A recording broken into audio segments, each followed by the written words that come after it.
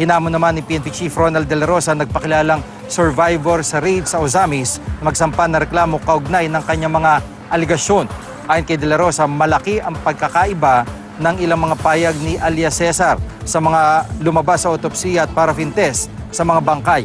Matatandang sa eksklusibong panayam ng GMA News kay alias Cesar, inilahad niyang pinasabugan sila ng mga pulis ng 2 granada.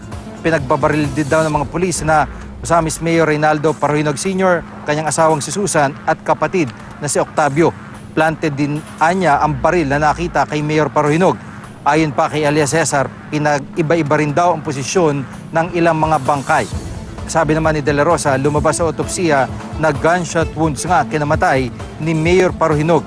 Pero ang kanya may bahay at mga kapatid na si Octavio at Mona namatay daw dahil sa mga blast injuries. Positibo rin daw sa gunpowder nitrate residue ang labi ni Mayor at 7 iba pa. Ibig sabihin, posibleng nagpapatok ng baril ang Mayor, di gaya ng sinabi ni alias Cesar na hindi sila nanlaban.